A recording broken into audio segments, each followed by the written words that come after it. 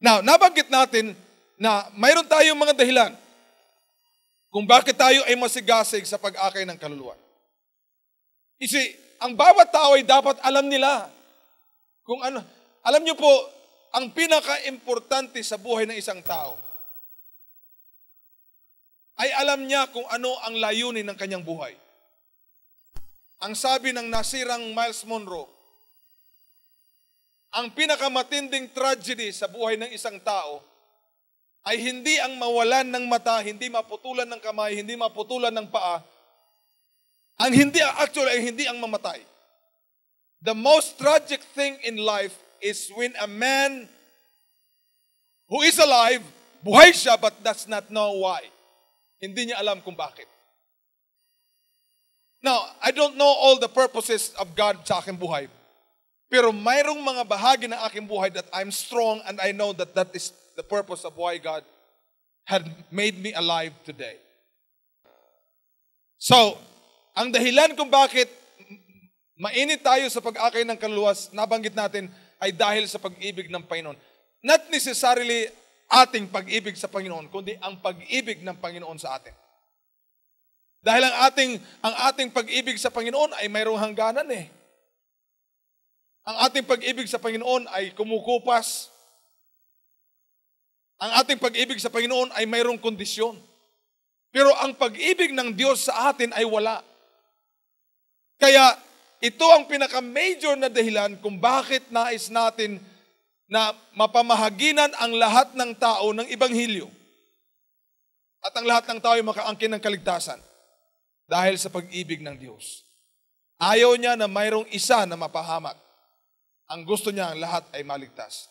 He wants everybody to come into the saving knowledge of the truth. He wants everybody come into repentance. So, kung hindi yan pag-ibig ng Panginoon, anong klase yan? Hindi lamang dahil gusto ng Panginoon na mas marami ang tao sa langit kaysa impyerno. Well, of course, dahil sa pag-ibig ng Panginoon, yun ang mangyayari. Pangalawa, nabanggit natin, ang pangalawang dahilan ay dahil we have been mandated. Now, again, if I would use the word we have been commanded, you might complain, andyan na naman, utos na naman. No, okay, sabihin natin mandated. Panay utos lang, panay utos, panay utos. Well, if you're complaining about law, if you're complaining about statutes, if you're complaining about commandments, listen to me, you very be careful because the Bible says, had prophesied that in the last days, the lowest elements will rise. Now, kung ikaw pa ang Kristiyano, ikaw pa ang magiging lawless, then you are fulfilling what has been prophesied. Listen to me, as long as we live, as long as we're here, we cannot avoid law. Hindi natin maiwasan. Dahil ang law ay naglalagay sa ating buhay na maging order.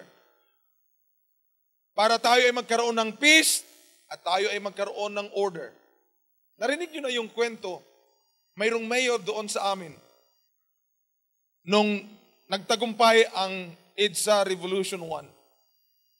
Mayroong mayor doon sa amin na hindi masyadong mataas ang kanyang pinag-aralan, ngunit dahil malaki ang kanyang naging kabahagi sa pagpapatalsik sa mga Marcos, so siya ang inappoint na officer in charge, OIC mayor. So lahat ng mga taga Region 8, hindi Region 8, Leyte lang, na mga mayor ay pinaakyat, pinapunta ng Malacanang para ma-meet ang bagong Pangulo. So iniisa-isa ng mayor, kinukumusta ang kanilang mga bayan-bayan. Kumusta ang bayan niyo? Merong isang mayor doon na kinumusta ng Cory Aquino. Sabi, how is the peace and order in your municipality? Na hindi masyado mataas sa kanyang pinag-aralan, pero kanyang mga anak ay mga professionals na. Sabi niya, Ma'am, we have many fish in our municipality but no order. Okay. Because ang kanyang municipality kasi is along coastline, so maraming isda pero walang nag-o-order, walang bumibili. Okay. Hindi ko lang po babanggitin ang pangalan ng mayor na yun, pero kilala ko yung mayor na yun. Baka sabihin person. You see, we have been mandated to do it. Ibig sabihin, you don't have any choice. Wala kang option. Lord, what if I do something else? Panginoon, gifted ako dito, gifted ako sa music, gifted ako sa ushering, ma-PR ako, Panginoon, maganito ako, Panginoon. Di mas lalo nang maganda kung mayroon ka ng gift, di mas lalo mas maganda na gamitin mo ito para makapag-akay ng kaluluwa. Imbes na i-excuse mo ang sarili mo. Dahil ano ang gamit ng gift mo or skill mo kung hindi mo napupunterya, hindi mo natatarget kung ano ang dapat mong gawin sa buhay. Pangatlo, sinabi natin na ginagawa natin ito, tayo nag-iinit dahil ipinakita ni Jesus sa atin ang modelong ito. Bilang Kristiyano, gumagaya tayo kay Jesus. Okay lang na gayahin natin si Jesus, huwag nyo lang gayahin si Pastor Tom. Tayong lahat ay dapat na gumagaya. At ang modelo na ipinakita, the model that He had exemplified before us, is that He came to seek and to save that which was lost. Siya'y naparito upang hanapin, upang halughugin, upang saliksikin silang mga nawawala. Naganap niya ang kanyang trabaho, tayo na naman ang gagawin ito. Number 4, we said, it's a privilege that God gave us that has not been given to any other creation. Ito'y pribilehiyo. Now, minsan ay nababanggit natin na ang pag-akay ng kaluluwa ay ating responsibilidad, which is tama naman po. Pero maliban lamang sa ang tingin natin ito ay isang responsibilidad, mas maganda kung titingnan natin ito bilang isang pribilehiyo. Dahil hindi po lahat ng tao ay mayroong nakakatanggap ng ganong klaseng pribilehiyo. Hindi po lahat ng tao. You see, ang abogado ay mangangabogado. Ang doktor ang manggagamot ay manggagamot. Ang teacher ay nagtuturo. But nothing like when you're a Christian, there's nothing like when you're a Christian, you are supposed to be winning the lost. Which is really, mas mataas na pribilehiyo. Well, Pastor Tom, nasasabi mo lang yan dahil hindi ka abogado, hindi ka doktor, hindi ka kung ano-ano. Well, talagang masasabi ko, ipagyayabang ko, ipagmamalaki ko na napakalaki ang pribilehiyong mayroon ako dahil wala akong kwalifikasyon, wala akong angking talino, pero pinili ako ng Panginoon. Wala akong angking galing, pero pinili ako ng Panginoon. So, dahil wala akong angking galing, hindi ko na ipagmamalaki ang aking sarili, kundi ipagmamalaki ko ang Panginoon. Dahil siya ang pumili sa akin. It's a privilege. It's a privilege that God gave to man but was never given to anybody else, including angels. Number 5. Number 5, we said, we're on fire for winning the lost sa pag-akay ng kaluluwa dahil ito ay pagkain ni Jesus. At tayo bilang katawan ni Kristo, siya ang ating ulo, whatever He eats, we eat. Ano man ang kanyang kinakain, ay kinakain. We are not supposed to be eating something else that Jesus had not eaten. Hindi tayo dapat na kumakain ng anumang pagkain na hindi kinain ni Jesus. Ngunit, kahit anuman ang kinain ni Jesus goes to us because we are part of Him. We are the body. Whatever goes through His mouth goes to the entire part of the body. So, whatever Jesus ate, we eat. Whatever His food was, is our food. Number 6. Pang-anim, sinabi natin, because the harvest is ripe. Pero ako na isidagdag dito. Nabanggit ko po patungkol sa ani. Ang isang hinog na anihin ay hindi mo pwedeng anihin ng 2 bisis. So, kung ito'y hinog na hindi mo pwedeng pabayaan, anihin mo mismo noong panahon na yun na ito'y hinog. Dahil ang anihin ay hindi pwedeng mahinog ng 2 bisis. Isa pa, pag hindi natin maani ang hinog na anihin, somebody else will harvest them. Now, ang malungkot dito is if we are not going to harvest, kung hindi natin maani ang hinog ng anihin, somebody else will harvest them. Number 1, ang pwede makapag-ani sa kanila could be the devil himself. How? By tragedies and calamities. Sa pamagitan ng mga kalamidad. Dahil the devil can kill many people at one time through a tragedy. Like for example, yung sinasabi nila na yung West Valley Fault Line na dadaanan ng lindol, ang sabi nila ngayong Hunyo daw, humanda na kayo.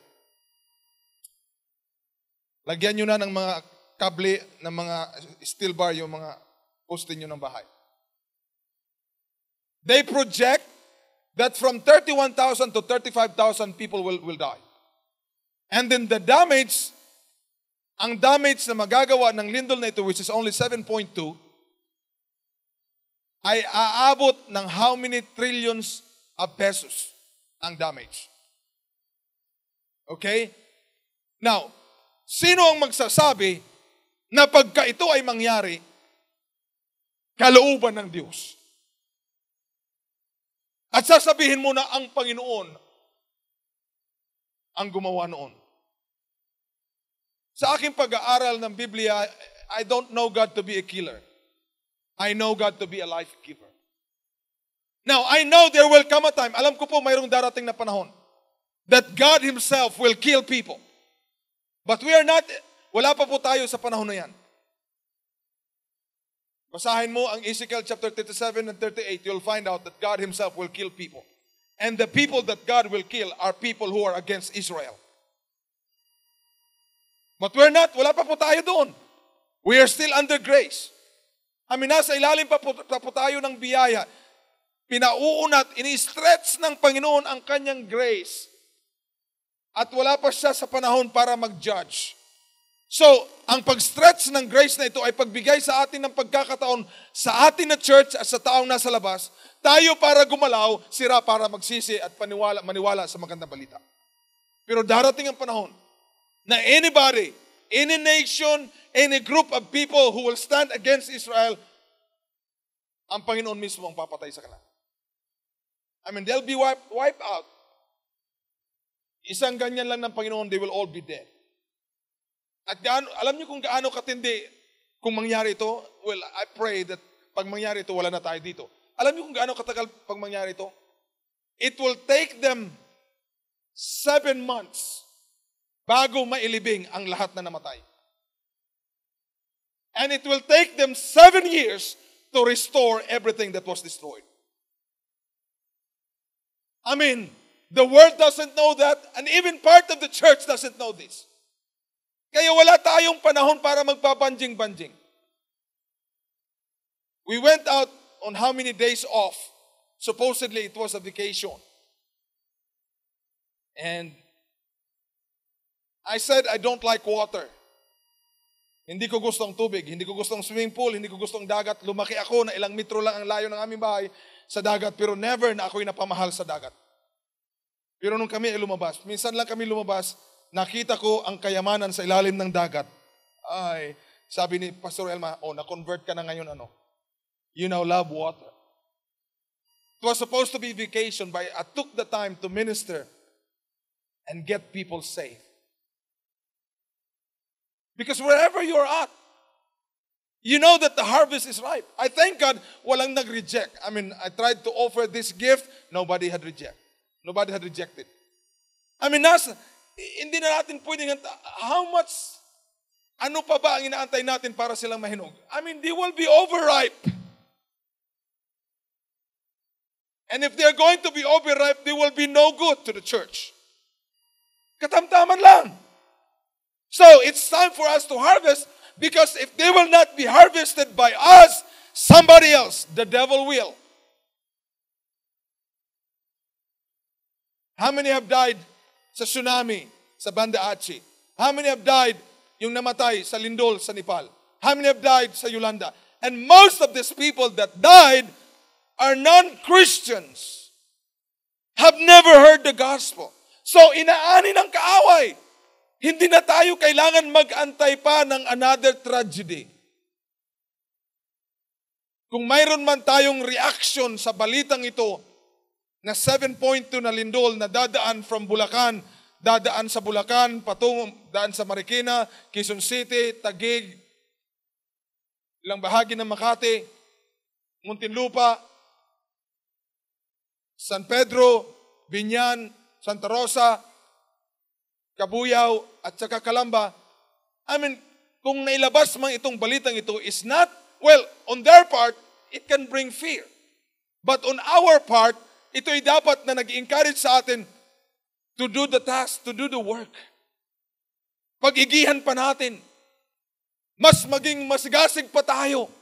Huwag tayong magpaligoy-ligoy. Huwag tayong magpatumpik-tumpik. Huwag tayong magpakuya-kuyakoy. It's time. Because they can only be ripe once. And if we are not going to harvest them, somebody else, the devil will. Secondly, the world will harvest them. Ang mundo, ang mundo natin ngayon ay hindi na po maganda. Dahil ang mundo natin ngayon, kung ano ang mali ay tinatawag na tama at kung ano ang tama ay tinatawag ng mali. Hindi na po safe. At isa pa, wala po akong hangarin na manatili na mabuhay sa mundong ito because this world is not getting any better. This world is not getting any brighter. I mean, ito ang pinaka-crazy. This is the craziest generation that the history of mankind have ever had.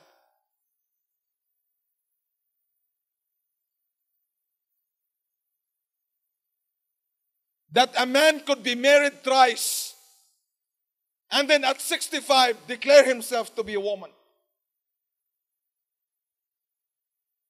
And everybody is happy about it. This is not getting any better. Now, kayong mga nagplanong mag-asawa, baka dumating kayo sa punto ng inyong buhay na ikaw bilang magulang ay hindi na magdidesisyon kung ang anak mo ay lalaki o babae dahil aantayin na ang tamang panahon ng anak mo para sabihin nila, babae ako, lalaki ako, or kalahati.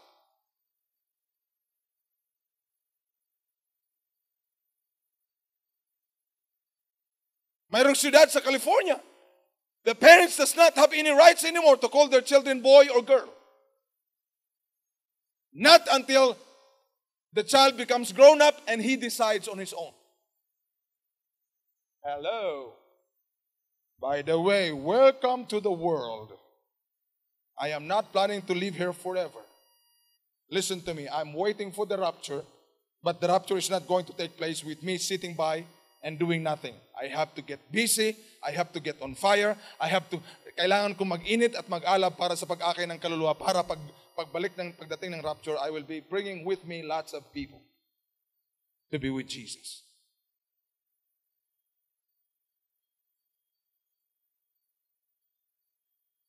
Okay, number 7. Ano ba yan? Number 7, pampitong dahilan. Why we are so on fire, while we are hot, while we are ablaze sa pag-akay ng kaluluwa, is because the laborers are few. Now, mayroon din akong dahilan.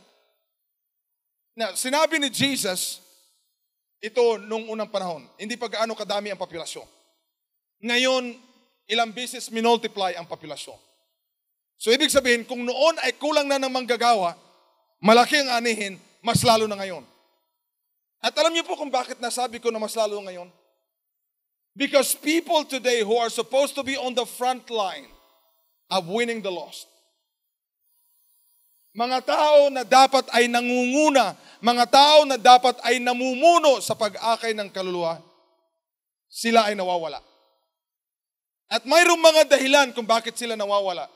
Unang dahilan is because mayroong mga supposedly Christian leaders that are supposed to be leading the way who died prematurely. Maaga ang kanilang pagkamatay.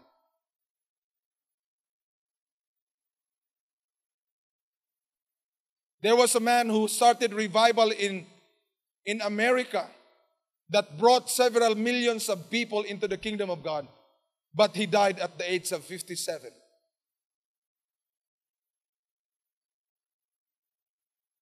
Sasabihin natin, well, masaya yan para sa langit dahil umuwi na siya. Yes, maaring nagsaya ang langit, pero nalungkot ang Panginoon dahil nabawasan siya ng isang manggagawa na ganon ka very precise na preacher. Walang complication sa kanyang preaching. He preached the gospel so plainly that every time he would finish his message, he would always call people to repent.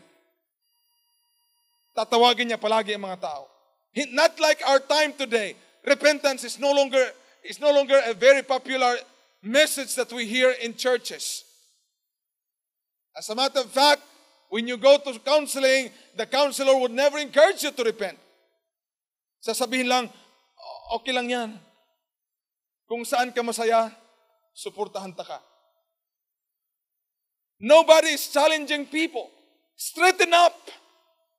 Magpakatuwid ka, magpakabanal ka. Magpaka-Kristiyano ka. Nobody is speaking that right now. So, mayroong mga tao na nawawala ng maaga. Secondly, mayroong mga tao na dapat ay nangunguna, they disqualify themselves by committing sexual immorality. Last week when we were gone, I received a news from a you don't normally hear this news because you don't hear Christian news. You always hear Mike Enriquez and Noli De Castro, but you don't hear Christian news. This is Christian news. That a pastor was caught in adultery. He repented in front of his congregation, but after that, he killed himself. Double murder. He admitted he committed adultery while pastoring the church. And right after he admitted, he confessed, killed himself. Now listen to me. If this pastor was a pastor of 100, that before his death, he would challenge the congregation to go out, reach out. Do you think that after his confession, do you think that these 100 people will do the same thing? Now, after they've heard that he's committed suicide, magkaka-interest pa ba ang 100 congregation na mag-share ng gospel? Not anymore. Even if I was a member of the church, I would not. Hindi na ako maglalakas loob. Dahil tuwing ako'y mamamahagi ng magandang balita, sasabihin mo, saang church ka galing? Doon po sa I Rebuke You, Satan, in the name of Jesus Christian Fellowship Community Center. Di ba ang pastor nyo nangaliwa? So anong mukha ihaharap mo? At maliban lamang yun, sasabihin na di ba ang pastor mo ay nangaliwa? Sasabihin, di ba ang pastor nyo ay nagpakamatay? So anong mukha mong ihaharap sa mga tao? Anong confidence mayroon ka? Although it's not wrong, hindi po tama. Pero pastor mo yun eh. Now, what would you do? If I will stand before you, one Sunday morning, I will stand before you, and I would say, church, would you please forgive me? I have not intentionally planned this, na gawin ko ito, pero ako po'y nagkasala, ako po'y nagkamali. One morning, nagising po ako isang umaga, at nakita ko po na hindi po si Pastor Elmang katabi ko. Now, what would you do? Would you still believe me? Would you still trust me? Would you still want to listen to me? Now, you might forgive me sa aking pagpapakumbaba para humingi ng tawad sa inyong harapan. You might forgive me, but would you still trust me? You see, but not only that you will not trust me anymore. Hindi lamang sa hindi ka na magtitiwala sa akin, papakyawin mo na ngayon ang lahat ng mga pastors. Pare-parehas lang yung mga pastors. Kaya ayaw mo na magtiwala. So, isa lang ang nalagas para maging laborer.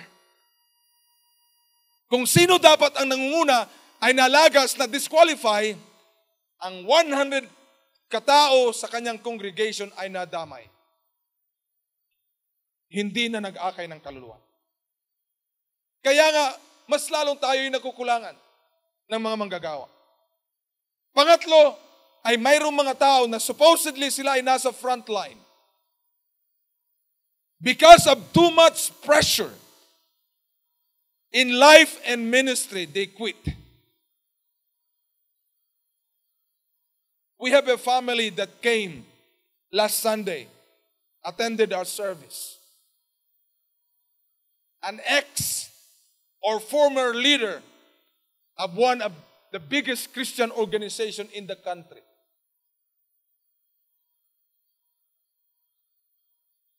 Resigned from being one of the leaders and decided to be a church goer because of pressures.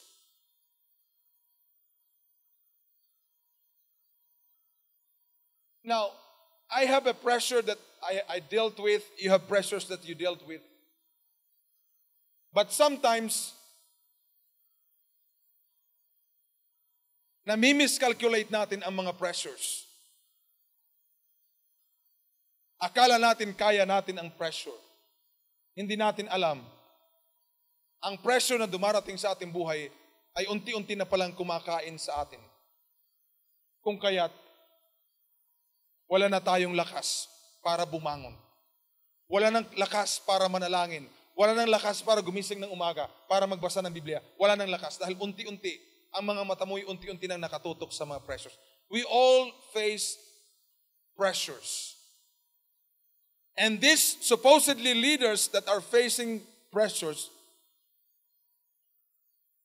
they dealt with their own personal pressure, but they're also dealing with the pressures of their congregation. At pagka, you see, of course, as leaders, we do take care of people. We do listen to people's problem. But when the pastor or the leader has the problem, sino kaya ang nakikinig sa kanila? Sino kaya? Ikaw, bilang member ng church na ito, I mean, you rejoice na mayroong nakikinig sa iyo, mayroong kang binubuhusan ng iyong sama ng loob. Mayroong kang bubuhusan sa iyong gusto mong sakalin, patayin yung asawa mo. Pinababayaan kang magtrabaho, siya'y patulog-tulog at pakamot-kamot lang ng tiyan. Hindi mo man maibuhos yan sa asawa mo. Dahil pagka sinabi mong, asawa ko, gusto na kitang patayin, baka unahan ka. So maghahanap ka ng taong nakakaintindi sa iyo, na hindi alam ng pastor. Hindi niya, wala siyang malay, o ikaw na nagsishare nito, wala kang malay na ikaw ay panglima ng member ng church na gustong pumatay ng asawa. Can you imagine kung mayroon kang 5? You sit down with these 5 people na nag-iisip na pa, I mean, ako man din bilang pastor, baka pag uwi ko, naisip ko lang patayin yung asawa ko. And people don't understand it. Hindi naiintindihan niya ng mga tao. Kaya nga, pag ang pastor mabuti ang ginagawa, walang nakakapansin. Pero pag nagkamali, isang pagkakamali lang, everybody knows. The world knows. But we don't know what pastors are going through. We don't know what kind of pressure na dinidil. Ikaw may pressure ka, mayroon kang napapalabasan ng pressure mo. Ang pastor ay walang napapalabasan.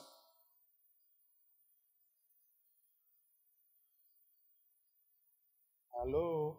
Well, kasi Pastor Tom, akala namin ang mga pastor ay si Superman. Kahit si Superman ay humihina kung wala ang kapa. Akala namin, Pastor Tom, ang mga pastors ay superhero. Kahit si Darna ay nanghihina kung wala ang bato. Wag po tayong maniwala na ang mga pastors ay superhero. Number 8. The reason why we're on fire on winning the lost at any cost is because we've been given a ministry of reconciliation. Mayroong ipinagkatiwala sa atin. Wala kang kawala dito. Hindi mo pwedeng sabihin, Pastor Tom, hindi po yun ang linya ko. Listen to me. Not everybody can be a pastor. Not everybody can be a preacher. Not everybody can be an apostle. Not everybody can be a prophet. Not everybody can be an evangelist. Not everybody can be a teacher. But every believer are all called to be a minister of reconciliation. Wala isa sa atin dito ay makakakilala sa Panginoon kung walang minister of reconciliation ang dumating sa buhay natin. Now, of course, ang mga minister na ito of reconciliation, hindi sila nagmumukhang tao na ayon sa inaasahan natin. Well, Pastor Tom, hindi naman yan ang gusto kong minister of reconciliation na darating sa buhay ko. Well, ang package ng Panginoon ay iba. Hindi mo siya madidiktahan kung anong klaseng tao ang ipapadala niya sa iyo. At hindi mo siya madidiktahan kung saan kanya ipapadala. Well, Pastor Tom, medyo mataas po ang aking pinag-aralan. Siguro pwede kong kausapin si Lord na doon sa mga matataas na pinag-aralan niya ako ipadala. Listen to me, baliktad. Si Pablo at saka si Pedro ay mayroong magkaibang katangian. Si Pedro ay walang pinag-aralan. Si Pablo ay mataas ang kailang pinag-aralan. Pero kung titingnan natin kung saan silang dalawa pinadala ng Panginoon ay sa mga opposite nila. Kung si Pedro ay kulang sa pinag-aralan, ipinadala siya ng Panginoon sa mga matataas, mga marurunong. At kung saan si Pablo ay marunong, doon siya ipinadala sa mga taong mababang kalagayan. Kaya, huwag mong diktahan ang Panginoon. Alam ng Panginoon kung ano ang kanyang niluluto. Sundin mo lamang siya. Sundin mo lamang siya at paniwalaan mo na mayroong ipinagkatiwala sa iyo na ministry. Kasi mayroon po tayong training na gagawin itong buwan na ito. And of course, katulad ng dati, ang training na ito ay magdidetermine in which ministry you will become a part of. But even before you think of being a part of any ministry, ngayon pa lamang magdesisyon ka, you'll become a soul winner because you are a minister of reconciliation. Magdesisyon ka na. Paniwalaan mo at yapusin mo ang panawagan ng Diyos. In-entrust ng Panginoon sa iyo.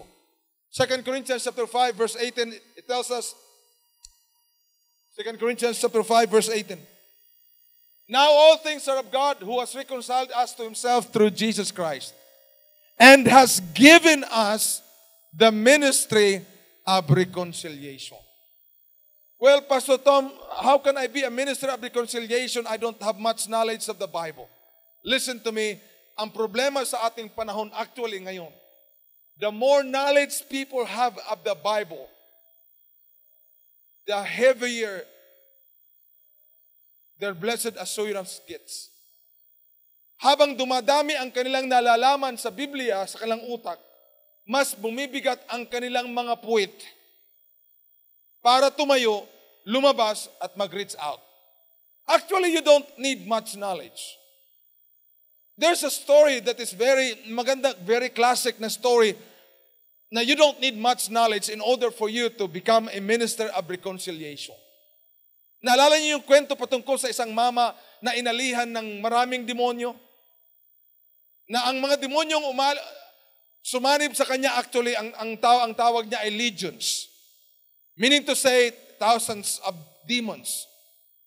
So, Jesus came to the island, sumalubong ang demon-possessed na ito. And of course, alam ng demonyo kung sino si Jesus. Alam ng demonyo na si Jesus ay makapangyarihan kaysa kanya. So immediately, he tried to stop Jesus from rebuking all the demons. Pero alam ni Jesus, Jesus knows better. Sa madalit sabi, napalaya ang mamang ito magmula sa maraming demonyo. At ang demonyo ay lumipat sa mga baboy. So, napalaya. Jesus was about to go.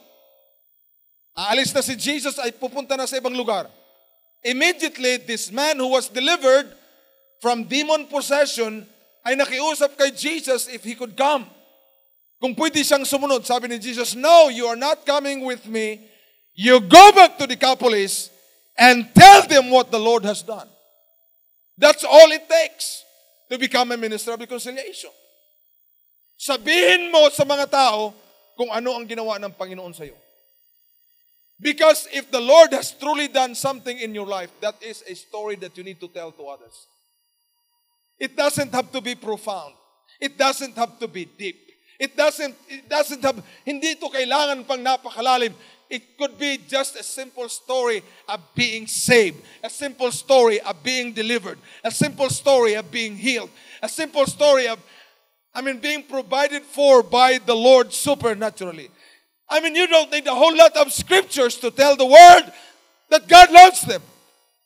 Hindi mo na kailangan ng maraming bersikulo sa Biblia para ipatunay mo sa mga tao na mahal sila ng Panginoon. Ipakita mo, ikaw nakaranas mismo ng pag-ibig ng Diyos at ipakita mo ang pag-ibig ng Diyos na ito sa kanila. You are a minister of reconciliation. Number 9, why we're on fire, why we're hot, why we are ablaze in winning the lost is because not only that we have been given the minister of reconciliation, but we have been made to become Christ's ambassadors. Tayo po ay mga ambassador. You see, ang isang ambassador ay hindi siya pwedeng ipadala sa kanyang sariling bayan. You see, wala tayong ambassador na Pinoy na dito sa Pilipinas siya ipinadala. Ang ambassador ay palaging ipinapadala sa ibang bayan. Well, Pastor Tom, bakit nandito pa ako kung ako'y ambassador? Bakit hindi ako ipadala ng Panginoon sa ibang bayan? Dahil hindi po tinitingnan ng Panginoon ang iyong pagka-Pinoy. Dahil iba ang iyong citizenship. Which is, you probably do not know, but you need to know now. Your citizenship is not of this earth. Your citizenship is not of the Philippines. Your citizenship, hindi po ang iyong citizenship ay Pinoy. Maaring you are a Filipino passport holder, but you have, mayroon kang mas malawak, mas importante, mas mahalaga na citizenship. And that is Philippians chapter 3, verse 20. Philippians chapter 3, verse 20. So, kung tayo ay pinadala sa bansa na hindi atin, ibig sabihin, ang bansang nagpadala sa iyo ay mayroong kanyang paniniwala at mayroong kanyang kultura.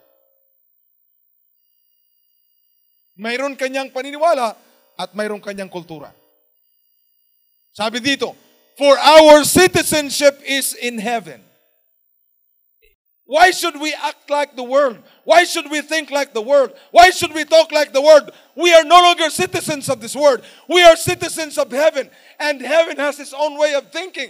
Heaven has its own way of speaking. Heaven has its own way of living life. As an ambassador, we do not compromise. Well, Pastor Tom, how can I win the world if I don't behave like them? Well, akala mo na mawiwin mo ang world by becoming like them. No, you are deceived. Ikaw po ay nalilin lang. Hindi po mawiwin ang world by you becoming the world. As a matter of fact, they have won you. Ikaw ang naakay nila. Kasi mayroon akong palaging kunikwento patungkol dahil this is part of me. Because my first month in ministry, pinadala ako sa lugar na hindi bayan ko. For a month, I stayed in that place. Get to know with other people, mga ibang Kristiyano. At doon sa church na ito, ay mayroong distant relative na matagal ng Kristiyano. Siya ay pulis. Minsan ay sinaway siya ng pastor. Sabi niya, Brad, hindi po ata maganda na nagpapatuloy ka pa rin ng iyong kalukuhan bilang Kristiyano. Maaring pulis ka pa rin, pero hindi po maganda bilang isang Kristiyano na patuloy ka pa rin. Ang kanyang katwiran sa kanyang pastor, sabi niya, Pastor, alam niyo po, paano ko po mawiwin ang aking kapwa pulis kung hindi ko po sila sasabayan? Alam niyo po, nandoon ako batang ministro, naririnig at nakikita ko ang buhay ng pulis na ito. Distant relative. Namatay na lang ang pulis na ito. Wala kahit isang kapwa pulis na naakay at nadala sa Panginoon. Dahil kung anong ginagawa ng mga pulis, ginagawa din niya. Ang kultura ng langit ay liwanag. Hindi po dilim. Hindi mo mawiwin ang dilim by becoming like them. The only way you can win those who are in darkness is by becoming the light sa kanilang mga buhay. As an ambassador of the Lord Jesus Christ, wala tayong ibang dapat hatid kundi ang liwanag. Pastor Tom, minsan kasi ang ginagawa ko, ayaw ko kasing sobrang maging liwanag ako sa kanila dahil baka sila ma-offend. Listen to me, whether you like it or not, whether you agree with me or not,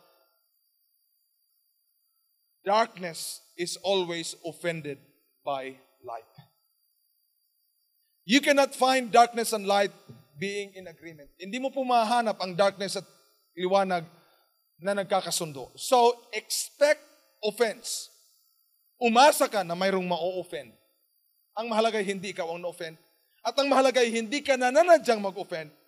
Pero, pinanindigan mo kung ano ang kultura ng langit. Well, look at Jesus, Pastor Tom. He was a friend with sinners. Yes, he was a friend with sinner. But if sinner would stay close with him, after a while, they won't stay the same. They would not be a sinner anymore. Hello? Kaibigan siya ng mga makasalanan. Pero pag ang mga makasalanan na ito will hang out with him without realizing they're already gone. I mean, wala na silang, either they are gone, tumakbo sila palayo kay Jesus, or their lives was totally changed. Mahal na mahal ng Panginoon ang lahat ng tao. Pero sa kanyang lubha at labis na pagmamahal, hindi niya iiwanan ang isa sa atin na ganun pa rin ang ating buhay. At wala na po ang Panginoon dito ngayon. Tayo na po ang kanyang ambassador. Tayo po ang kanyang representative. We represent Him. And if we are representing Him, let us represent Him well. Amen. Kung tayo ay representative niya dito sa mundong ito, pangalagaan natin ang pagiging representative. Kung ang kasama mo ay mga makasalanan, don't be like them. Kung walang nakakita sa iyo na Kristiyano, huwag mong walain ang pagiging Kristiyano mo. Dahil hindi ka lang naman Kristiyano dahil nandito ka sa loob ng church. At hindi ka lang naman Kristiyano tuwing linggo. Ikaw ay Kristiyano araw-araw at sa buong buhay mo. Amen? Hallelujah. Now, mayroon pa sanang pang-sampo, pero kumbinsido na po kayo sa siyam? Well, maaaring kumbinsido na kayo, pero mayroon pa kayong dadagdag sa susunod na linggo. Hanggat sa hindi mabakantihan ang mga upuang ito. Okay? Pastor Tom, baliktad yung goal mo . Yung ibang mga pastor, ang goal nila ay padamihin, mapuno, mayroong mga umupo sa mga upuan. Iba ang goal ko. Ang goal ko ay maubusan, walang maupuan, walang umuupo ng mga tao. Hindi dahil sila ay pumunta lumipat sa ibang church, kundi dahil sila ay lumabas sa kakalsadahan, nagbahay-bahay, pumunta kung saan mga tao, at sila ay nag-akay ng mga kaluluwa. Hallelujah. Yun ang gusto mo, Pastor Tom, ha? Sige. Punta ko sa Binyan. Punta ko sa Kabuyaw. Punta ko sa Kalamba. Well, kahit kasaan mapunta. Sino man ang pastor na pupuntahan mo, kung ang kalang puso ay katulad ng puso ng Panginoon, wala kang kawala. Dahil ang pintig ng puso ng Panginoon ay kaluluwa. Kaluluwa. Kaluluwa. Kada heartbeat, kaluluwa. Kaluluwa.